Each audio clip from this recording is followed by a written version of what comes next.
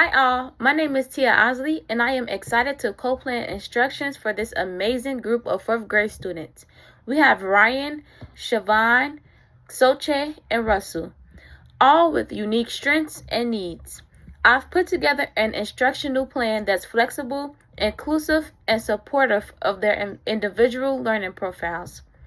So, starting first, the framework that I will use to help me plan lessons and activities is UDL, which stands for Universal Design for Learning. UDL offers flexible approaches to meet diverse learning needs by incorporating multiple means of representation, engagement, and expressions. This approach aligns closely with international and national standards on inclusive education. For example, the Convention on the Right of Persons with Disabilities Act emphasizes that full participation and inclusion of people with disabilities, similarly to South Korea's Special Education Act and the 5th Year Special Education Development Plan, encourages adapting general education textbooks and using flexible teaching strategies to support access to the curriculum. By applying UDL, I would ensure that students like Ryan, who benefits from visual manipulatives, and Russell, who needs emotional support and structured routines, are both actively included and able to succeed. Next, an activity that I would implement to develop higher thinking skills while still meeting diverse needs is a design a new planet project. It is an integrated STEM and literacy task where students work together to imagine a new planet, describe its features, and present their ideas. This taps into higher order skills like analyzing environmental factors, for example, the weather and gravity, creating a written or visual narrative about life on the planet, and evaluating survival needs like water, shelter, and food. Students can contribute in different ways by drawing, labeling, recording ideas, or using manipulatives, which supports Ryan and Siobhan's strengths while allowing Russell and Sochi to stretch their thinking, creativity, and critically. Third, 2 strategies and accommodations that I would use to employ when executing this activity is tiered group roles, and then that accommodation would be sentence starters, along with behavior supports, and then that accommodation would be calm down strategies.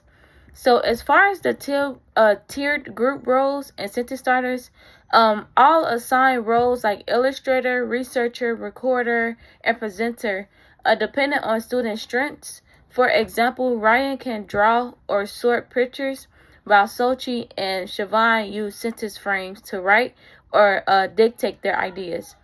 This reduces frustration while keeping the expectations high. As far as the behavior supports and calm down strategies, for Russell, I will integrate his behavior support plan into the lesson with clear steps, visuals, and breakdowns. He'll also have access to a calm down toolkit. This lets him participate meaningfully while managing his emotions in a safe way.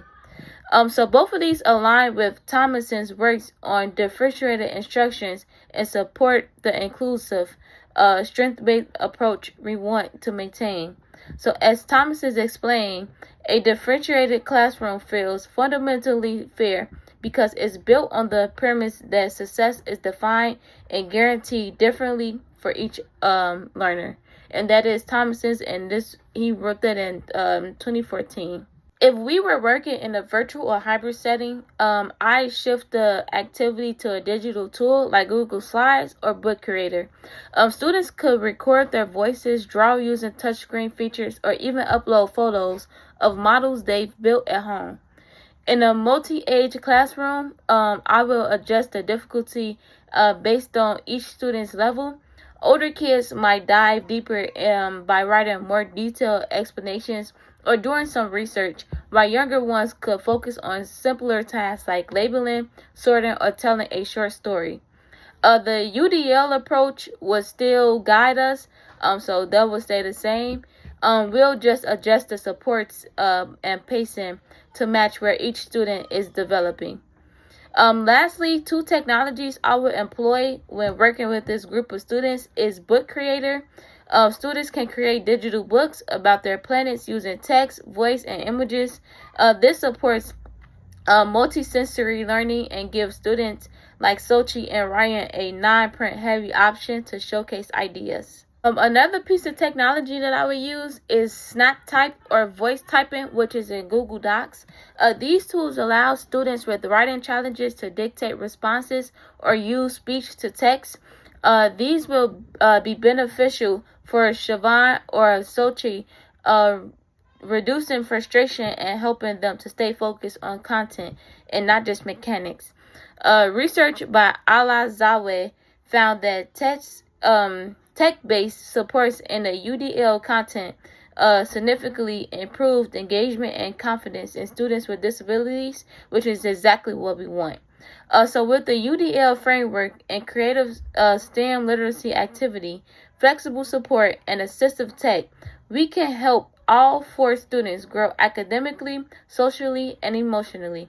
I'm excited to move forward with this plan and collaborate with you all on bringing it to life. Thank you so much for listening, and let's talk sooner to finalize materials and next steps.